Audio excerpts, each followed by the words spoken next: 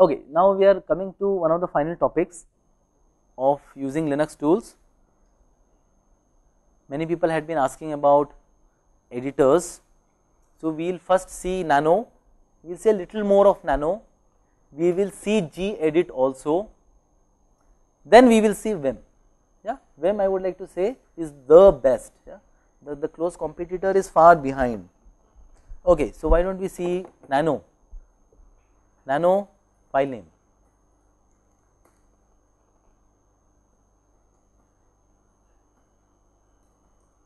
Nano test.txt,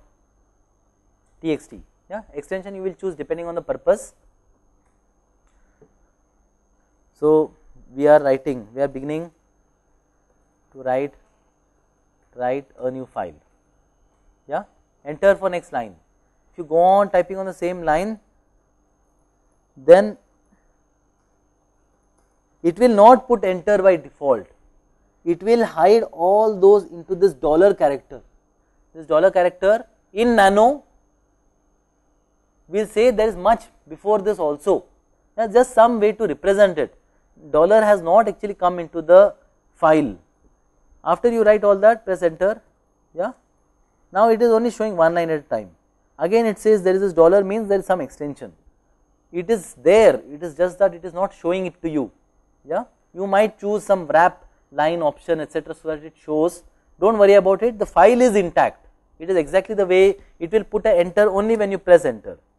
If you do not press enter, it will just go on putting and it will hide unnecessary things inside a dollar, like it is hiding here, yeah.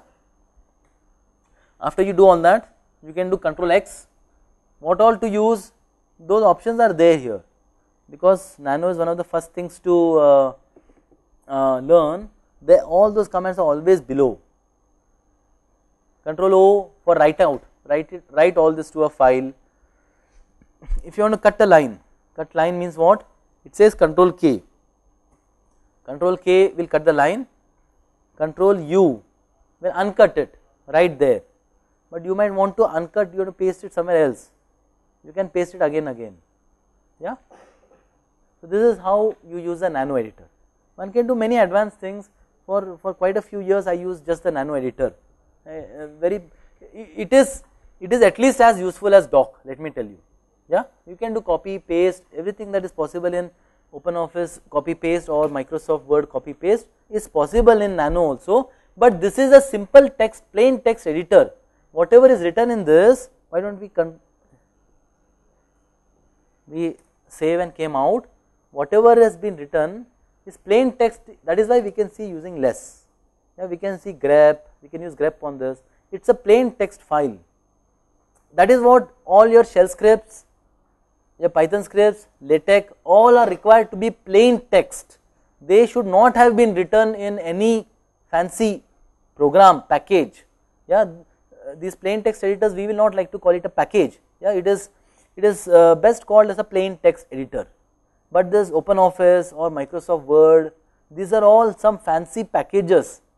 To read that particular file, you need that package only. You cannot do command line grep, cut, paste to fish out the information that is required.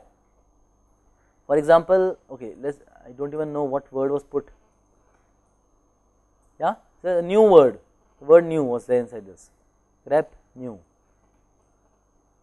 Here, this is a line with the word new. Because this particular information was written in a plain text editor, grep, cut, paste, cat, concatenate requires, all of that requires it to be plain text editor. Cat might concatenate even if it is not a plain text, even if it is not ASCII. For it to be visible on the screen using cat, it requires to be plain text. What is gedit now? Why do not we continue to edit the same file? The fact that you can use a different editor to edit the same file is because finally the text is a plain text file. It was written by any editor, no longer. This plain text is the only one that is Unix, Linux, Mac, DOS, Microsoft Word, Microsoft, any operating system, plain text will be compatible, yeah. That is why it is very universal. And also file sizes are very small. So now we open the same file using gedit. gedit doesn't even know that previously when you wrote this file you had used Nano, it will not complain. Yeah, all these other fancy packages complain that this was built using some other package, is not made for this. Here plain text editor, we have opened this is in gedit. Gedit allows you to use the mouse. Now we can copy it like this, and yeah, we can copy another word and we can right click it and cut, copy. We can do various things. You can go here and Control V for paste, just like the commands that you are used to. You can also go here another place and you can paste it. The mouse is all very much accessible. Gedit is a very simple, helpful editor. It is simple, that is why you cannot do many complicated routine things. Yeah. Any questions about this? So you can have a look. I don't use gedit. I cannot tell you various nice things it can do. For those of you who use gedit, can help us tell all these things. It appears like we can edit multiple files, open multiple files as different tabs. You can open a new one. Yeah, so you can open a new one here and copy one file and another file. Then you can copy here from this one. We have copied. Then we can go to this one and we can paste here. Yeah, Control V for paste. Also you can right click. You can right click for paste. Yeah. So we encourage all of you to use plain text editors, whether you use Nano or gedit or Vim or Emacs. We will not bother you. For tarball we will give 0 marks. If you don't give a tarball, tgz file will give you 0 marks. But what editor you use is completely up to you. Same file you can open in Notepad or in WordPad. Yeah, some of these end of the line character for wrapping, etc. It is important to know that WordPad is the one that opens more properly in Microsoft. When you are working in Microsoft Windows, the same file can be very much opened there. Don't worry about compatibility issues when you are dealing with plain text editor. Okay, so that finishes gedit. So we will spend a few minutes on Vim before we take up questions. So now why don't we just quit this? It will say, look, all these are, we are not interested in saving it. Huh? You can also save it and quit. So you can save and then quit in gedit. There is some file we wrote.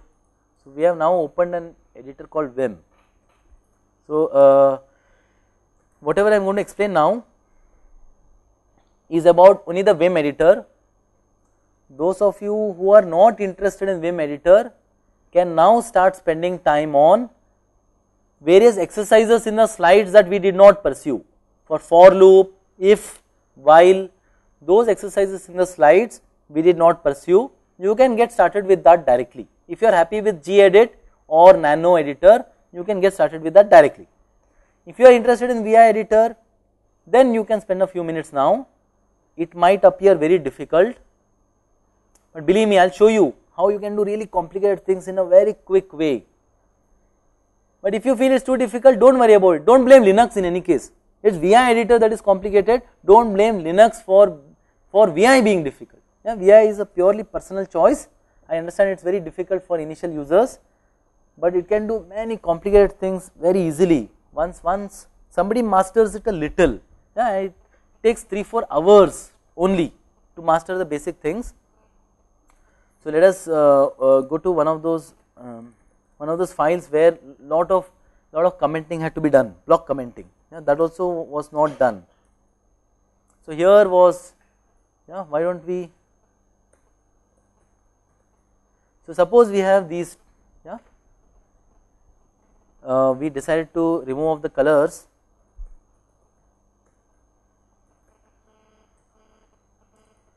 So here is our while x.sh file that we had seen in before we broke for lunch, I think.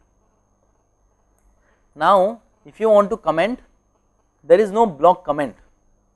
If you want to comment this entire part, then it is not, I think it is not possible to go in the start and say ## from here onwards up to here. such a thing is possible in C, C++. I think it is not possible here. If it is possible, we will let you know on Moodle. How will you comment this entire thing that we had we had whatever is highlighted? One thing to do is go here, yeah, again come here, again come here, yeah. If you have to do this block thing, you have to put a hash in the first line, first character of every line. Not necessarily first, the first non-space character has to come as hash. This is multiple line. If you have to hash the entire block, you have to put a hash on every line. This you can do actually by going in gedit, you can go to the first character and put the hash there. Yeah, if you are unhappy with typing the hash each time looking at the keyboard, you can copy it once like that in gedit, copy it, and then again take the mouse each time to first line and paste. Yeah. So first of all, let me tell you, even hash I didn't spend any time. Yeah. So wherever we are, beginning of the line, so this is how I did. Even easier, if there are more lines, so I can just copy like this. Yeah, let's copy the entire like this.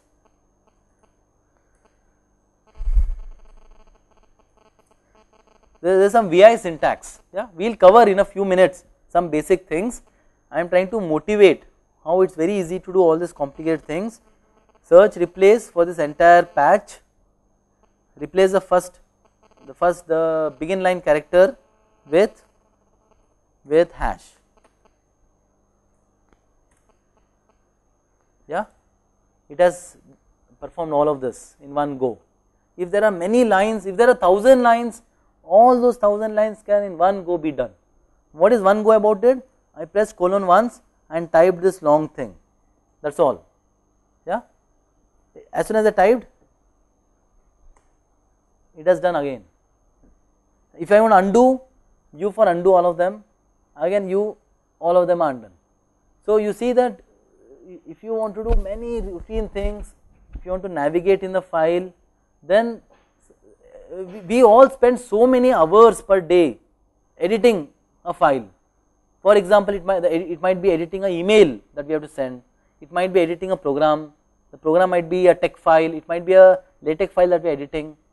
Given that we spend so many hours per day, why should we not learn some really powerful editor and make our life easier? If we have to comment, why not use a very strong powerful editor like VI and do everything more efficiently rather than copy paste one by one, hash. Yeah, so I took this very simple example of multiple line commenting, but almost anything is really easy in VI. Yeah, that is why we spend a few minutes on VI. So we will put up some slides about benefits of VI, how to use it on Moodle. Important thing to remember is, when you start VI, all these keys when you type, they are not going to come on the screen, they are all commands. Yeah, so we are now speaking of commands inside VI. These are not Linux commands which we have learned since yesterday morning. These are all commands within VI. We have already opened this particular window, there is no command prompt, this is not Linux, this is not bash shell, this is not command prompt. There is VI editor for DOS, there is VI editor for Microsoft Windows, there is VI editor for every operating system. We are not dealing with command prompt anymore. As far as this VI is concerned, command means what you are doing inside. Inside the VI command, H is for moving left, L is for moving right, J, K, L. Yeah, all these commands are for just, most of them are for navigating. Yeah, W for moving to next word. Yeah, Control F for moving to the next page, Control B for moving to the back page. So most of the commands, most of the keys now are commands. Only some of these are for going to a different mode where we start inserting all this information. For example, if you have navigated enough, if you have navigated to one's heart's content, why don't we start putting in some text? Yeah, one way of putting the text is going into insert mode. So till now we were in command mode. Whenever you open VI, you will automatically be in command mode, and if you are in command mode, nothing is at the bottom. Yeah, so when to come back to command mode from wherever you are, just press escape several number of times. If you are on command mode, see, please notice at the bottom here there is nothing written there. At the bottom here, whatever is highlighted in black, nothing is written there. But if you go to insert mode, for example by pressing I, by pressing I, we have gone to insert mode, immediately this place that I had highlighted, it says look, we are in insert mode. Yeah. So now as soon as you are in insert mode, you can start typing various things. Now all the keys now are suddenly no longer commands. They are all, when you type, they will come into the screen, they will come into the file, enter, etc. Yeah. So I am giving a loose chance to my fingers to go on putting whatever they want. You can type more meaningful words, I am sure. So all this has come in. After you have put in enough characters, press escape to go back to command mode. Press escape a few times extra, don't worry about it, nothing will go wrong. Inside the VI editor, escape means coming back to command mode. If you are already in command mode, it will again come back to command mode, nothing is different about it. Now all the keys are again for navigation. Yeah, so right now I am pressing H, J, K, L for navigating. You can also use arrow marks. Yeah, you may not know what keys I am pressing, but whatever keys we press, there most of them are for navigation. Now we might want to delete a line, so double D for delete, another D. Yeah, if you have done some complicated editing, then dot will just do the same thing again. So what I am doing is I am just deleting one by one all of these. U for undo, whatever you did, it will undo it, it will again put all this back. Finally, after you have edited everything, you want to save it and quit out. Yeah, first quitting, colon WQ. Yeah, so please note, all of you should know how to open a file, how to go to insert mode, type various things that you want, press escape to come back to command mode. Whenever you start the file using Vim, it will default be in command mode. After you do whatever editing you want, escape will bring you to command mode again. And after you are in escape, colon, to press colon means you have to press shift colon, that will bring the cursor down to the bottom. From wherever you were, the cursor will come to the bottom, and WQ will quit out of this. It has written that file to while-x.sh, and now we are back to the Linux prompt. In the Linux prompt, notice the previous command we typed was Vim. Vim, I am not sure whether we have asked all the computers to have Vim in the various centers. Yeah, Vim. If you are using our CD, then Vim also will be there. Okay. So Vim will be there very likely. You can also do hands-on of whatever I have told. So now we can again do Vim, and again we can open that file and do various editing. Yeah, so one can do various things. In particular, let me at least tell you how I did this block editing, block commenting. So I used V for visual mode. As soon as you press small v once, now you can use your cursors to mark the patch, whatever patch you want some work. After you have marked, press colon, that part whatever you have marked comes down as some symbol. Yeah, that says that is the marked pattern. For the marked pattern, S, small s for substitute, S for search and replace actually. Search and replace, hat for beginning of the line. Yeah, important thing to note is, if you have spent so much effort in beginning of the word, end of the word, beginning of the line, end of the line, those all syntaxes are available here also. They are the same. Yeah, underlying grep, they're all very closely linked. That is why you don't have to remember hat for begin of the line character. It's not different in VI nor in the Linux prompt. They both are the same. Now we are going to replace this with what? Hash. If you replace, actually the begin character will not get lost. It will continue to be there.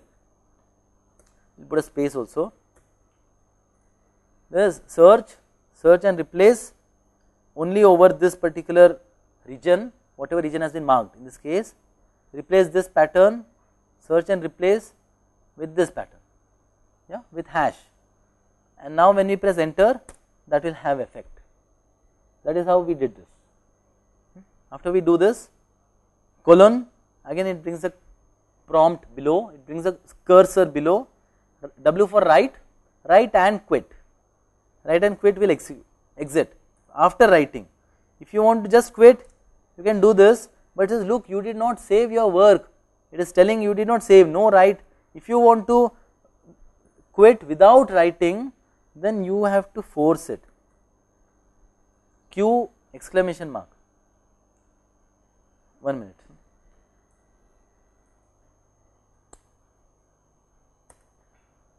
Q exclamation mark will help you quit without saving that file. Yeah. So this is in short about Vim. Details about Vim we will put up. A nice presentation by a person called Anindya Sen. He has kept his PDF file on the web. We will send you the link. So let us see what is typed here. So whatever about Vim is not been prepared really like a slide. It just happens to be here. So perhaps that is why this is also not there in the Moodle slides. Yeah. Okay. For another piece of information, there's something called Site. Some of you asked about a good editor, and for that Shrikant answered Site. Site is a source code editor and has also many. Is very powerful. Yeah. Both Vim and Site will highlight the syntax. Depending on the extension, it knows this is a tex file, this is a sh bash file, or this is a Python file. And so from the extension, it will guess that these are all commands, because this extension suggests that it's a Python code, and from the extensions it will automatically give nice color to the syntax. Yeah, let me give you an example. So let's see vim num check.sh. Yeah, so all these colors are not there because the colors are not visible.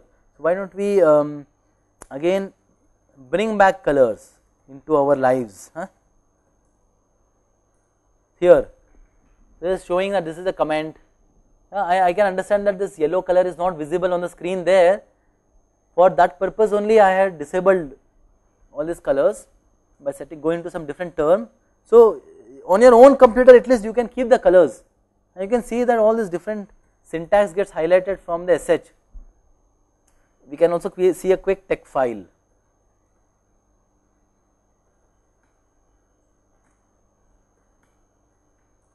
Here is a text file. Yeah, all these commands are showing in different color. All math is coming in different color. Yeah, this is an example of how VI, just like Site will allow you to do syntax highlighting, and that syntax highlighting is done very intelligently. It is done depending on the particular language you are doing, and that language is guessed from the extension. Yeah, if there are any questions, we can take the questions now. Otherwise, we want everybody to practice those problems that were there in the slides for if, for, and while loops. Are there any questions? Somebody has asked how to save file in Vim if name not given as command line variable. Yeah, okay, that is one thing we can answer. How to change default permissions for every new file being created. This is already somebody helped yesterday as uname. Uname is the one that one should use for this purpose.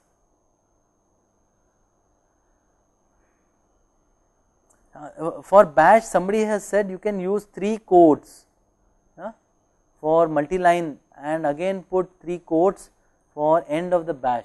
Does Anindya know this? Yeah, Anindya Sen has just now walked in here, not as a participant. To participate in this would be very trivial for him.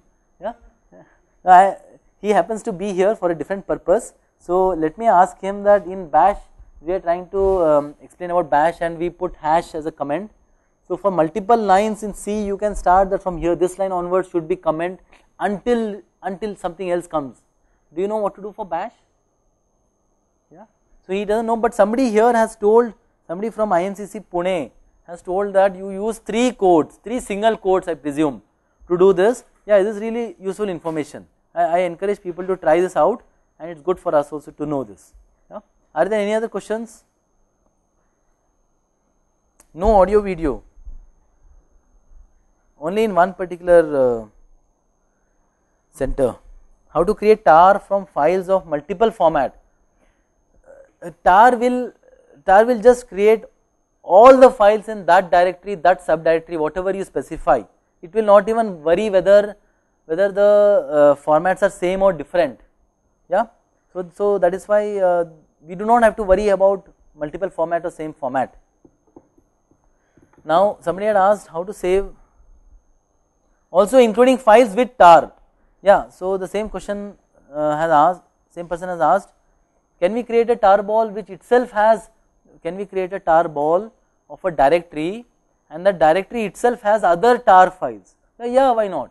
Yeah, tar will not worry about it, only that the file size will become very large, except for that tar does not have a problem. So if we say vim, we have just opened vim, plain vim, and we can type various things. Now when we do wq, it says we didn't specify any file name when we started vim, so we can do w file name. Yeah, now it will allow us to quit. Let us see the most file that was created.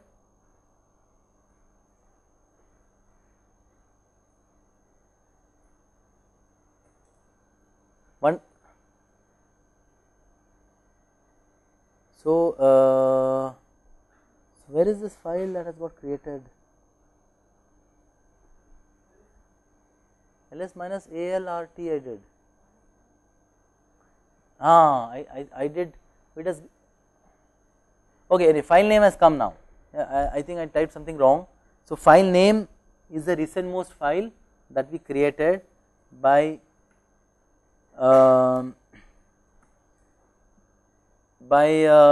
choosing the file name from within vim. Yeah. Any other questions? Difference between tar minus cvzf cvfz. Somebody has asked the difference between whether the options, if you give the options in different sequence, whether it matters or not. My guess is that doesn't matter, but you check this yourself. Yeah, this is one thing one can check oneself. If there are no more questions, then I recommend each one of you to start with the various exercises. Why? Because our test today will require you to have tried them all. You please try them all and ask us questions as soon as you can. Huh? Triple quotes is not working is what Srikanth here told. There is one other resource I forgot to tell you. So there is something called Vim Tutor. Vim Tutor is a command, you run it, and as you read it will tell you the various commands. Yeah, it says approximate time required to complete the tutor is 25 to 30 minutes only. Yeah, so if you spend little more time, it will take little longer. But Vim Tutor is ideally, it's a Vim file actually. Inside this Vim file you can edit it. While you see, you can edit it also. Yeah, and you quit out of it just like you quit out of Vim. So we will send you a link of the presentation file that Ananya Sen has prepared, which is kept in his home page. So if there are no more questions, then we can start with exercises. There is a question from VIT Vellore. Sir, actually I did a program to find the bigger number among given two numbers by using command line arguments as input. It do that that program gives the output as a right one, but I cannot add the two numbers. Suppose for example that the program I executed with the command line argument as a 3 and 4, it will give that 4 as a big number, but I cannot get the result as a 3 plus 4 as 7. How can I get it, sir? Yeah, thanks for your question. You see, in Bash we can compare two things, see which is larger, which is smaller, but how to add them is something I have not done before, but I really want to learn how to do this, and we have not covered this in the course. Incidentally, Prashant is a person who knows this very well, and he will answer this question. Hello ma'am, to add two numbers in Bash you have to use expression or let. So like expression a equal to $b plus 1, where b will be some other variables. So this way you can add these two numbers, but you have to use extra syntax, that is expr at the beginning of that thing. Or other way of doing is defining each, like let a equal to something and let b equal to something, and then adding using let c let again. So you can try this out. I'll send you a particular example on Moodle also if you want. It should be in codes actually.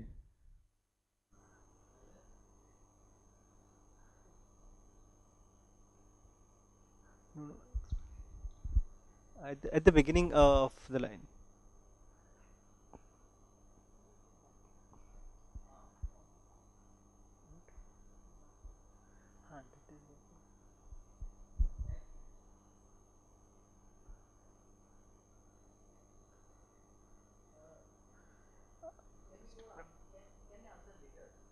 Yeah. See, we will just check this and tell you. Yeah, it's some small syntax very close to what's written, what is visible. So very soon Prashant will check this and answer back to you. So one can add only integer manipulations allowed, add, subtract, divide, multiply. This he will tell in a while. So the next question is from Mufakhamja College, Hyderabad. Please ask. Yeah, good afternoon, sir. I execute this simple C program in Linux as well as Windows, but the output is different. Why, sir? So his question is that there is a simple C program whose output is different in Linux or Windows. It is hard to say without seeing the program. Yeah? Yeah. Perhaps Windows compiler is not working properly. No, if you tell the program, I will not understand. You please send it on Moodle, not now in the evening. Anyway, it's many years since I did any C programming. You please send it. Any other questions from Mufakhamja? Hello. Yeah, the answer for that EXPR is it should be written as A equal to backcodes A equal to backcodes EXPR space 2 space plus. Please tell slowly. No, I am EXPR should not come first. It should be A equal to.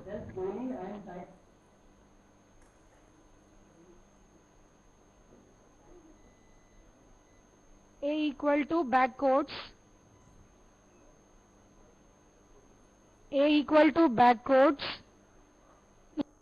EXPR space 4 space 5 plus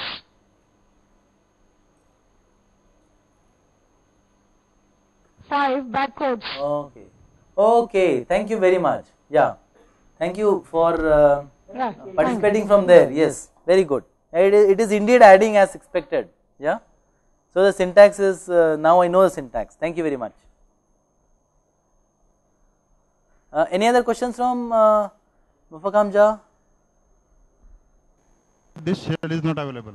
So how to add this shell in our system? Can you please repeat the question? How to add C shell or con shell? The other shell we are covering. Many times when we try to run the shell script using C shell or con shell, that one which is not the default shell. I do not know. So how to add these shells in our login?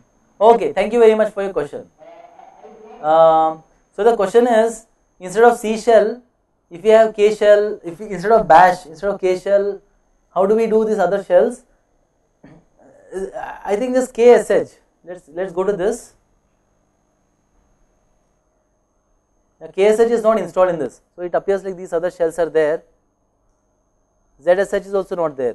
So you just run that ZSH, it will go to that. So in my computer, these shells are not installed. But if you install, then just write TCSH, you will go there. For example, you just type bash. We have gone to another bash script. Yeah, we have gone into another shell within our earliest shell. You just type ZSH and you would have gone into that, provided it was installed. But then we are not going to spend time on other shells, only bash. Yeah. So now that you asked, I answered this. After you install these other shells, just type ZSH, you will go there. At least SH might still, SH is there. You can see what all shells are running. So SH is another shell that is running now. But don't worry about the other shells. Yeah, please learn using Linux tools and just bash nicely and you will have learnt much already and you would already be very effective. Okay, the next question is from College of Engineering Baramati. Can I get output of one shell script into another shell script? Yeah, the output of one command can very much come on the screen. If it can come on the screen, it can be taken as input to another command. Maybe pipe is not really that. One can write functions in bash, yeah, and the output of that function is what can easily go to another function. So this is very much possible. Yeah, we have not seen an example on this, but this would be an advanced topic. I do not know how to do this properly. One has to use something called function in bash to do this. Somebody has asked on chat, tell me the command to search all files having any specific word. Yeah, so this is something we saw once and very useful.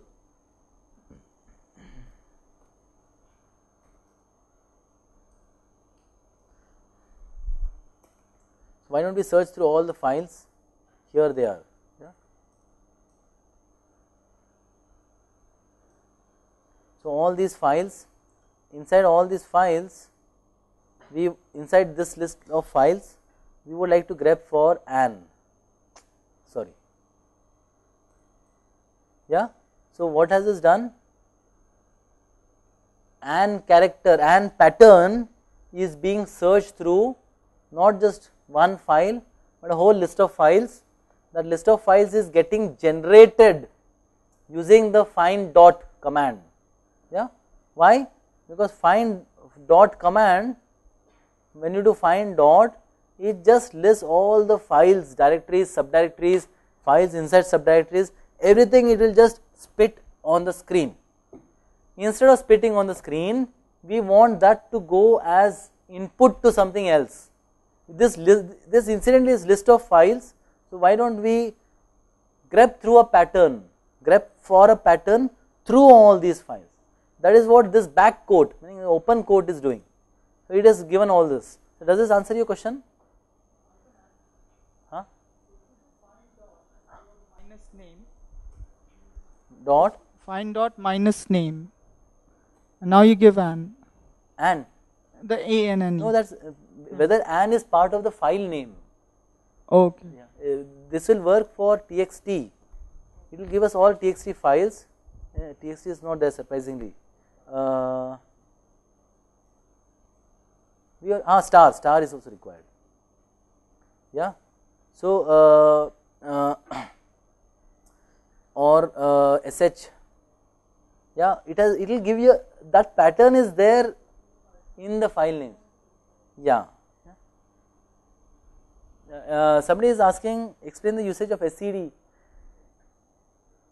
SCD is very, if you know Vim, SCD is not hard. You already Vim is outside the scope of this course, so would SCD be. Yeah, I would say SCD is very useful. We will not discuss more than that about SCD. There is a question from Jaipur. Please ask. Hello. Sir, you mentioned in slide number 80 with option X, how could we export files within archive? Hello? Yeah, we are able to hear. We heard your question. Archive. How to extract files within the archive? With hyphen X, capital X. Capital, no, it's small x. I don't think you can extract only one file from the archive. It will extract all the files from within that archive. Yeah, this X means you extract all the files out of that archive, not just one file. To the best of my understanding, you will extract out all the files. Yeah. So I forgot to tell one important thing when I was explaining tarball. See, compressing a file, compressing a collection of files into one file, and then uncompressing it, extracting out, such a straightforward thing, but still you need some licensed packages for Microsoft Windows. This is really disappointing that such a straightforward thing, and WinZip, why should WinZip be licensed when it is such a straightforward thing? Compressing and uncompressing, so many algorithms are there, So I really want that each one of you should stop using WinZip to begin with. Then you should stop using Microsoft Windows also, but that is not as urgent. So tar compressing, uncompressing, so straightforward, extracting out from an archive. So okay, any other questions? Hello. Yes, sir. Sir, can you please explain -v?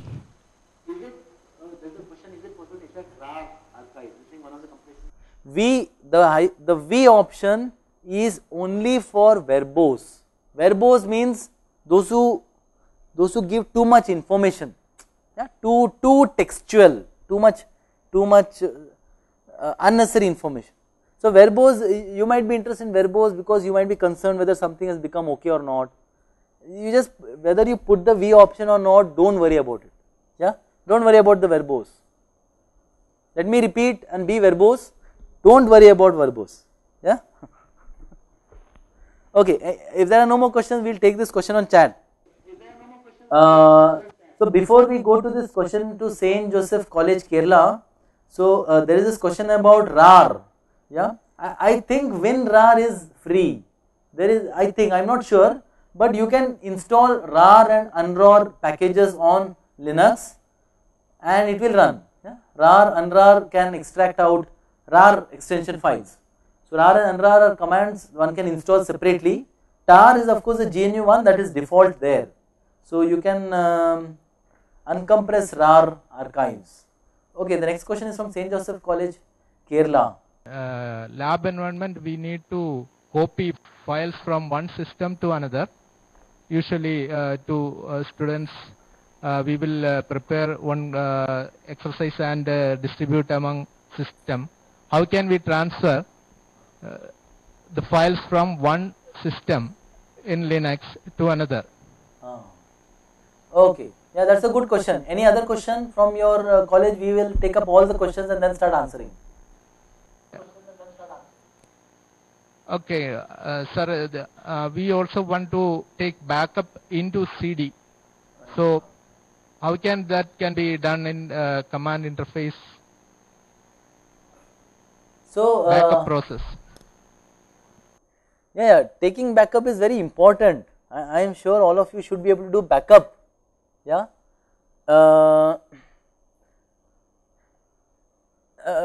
Shrikant will come and help us about that. Yeah. So how to copy from one server to another server, that is what I know, that is what I will tell. Yeah. So right now no other computer is connected to this because of, so SCP, SSH is for logging in into another server. Bhairav happens to be some other server in our campus. It is not connected unfortunately, but if Bhairav is connected, one can copy file from here to Belur login inside directory there, file name there. Yeah, this is some syntax. SCP is a secure copy nowadays because telnet and all is not allowed for security reasons. It is not encrypted, I think. So SCP means secure copy from one source to another destination. Either source or destination now can be across computers. Yeah, you have to give the exact name of that server, maybe you have to give IP address. My computer already knows the IP address of this server called Bhairav. Some Bhairav is some name inside IIT. Yeah, so you have to give IP address if it is another computer. If it is on LAN, the IP address etc. is the same, whether it's Windows or Linux, you address that computer by that IP address, and you have to specify. That computer has to also be a SSH server, not just a client. While this computer can be a client. So after some server client relation and all is established, one can copy files across servers, across computers. Now coming to this topic about backups in Linux, that is something Shrikant can come here and answer. Regarding backups, we have many tools in Synaptic Package Manager. So I don't want to mention the tool's name exactly. You can search as a backup tools. There are many command line backup tools and GUI based graphical backup tools. And what was the other question? CD writing things. So we have many CD writing tools on Linux. So K3B, Brasero, they are popular among GUI tools, and we have command line tools also. So but predominantly we can use K3B or Brasero. They are very good, and you can do all kind of DVD writing and CD writing functionalities with these two tools. So is this answer the question? So this is the plan for today. Yeah. So we have skipped certain slides because they were supposed to only be seen from the slides and put on a editor, use Nano as we suggested, and execute them and check.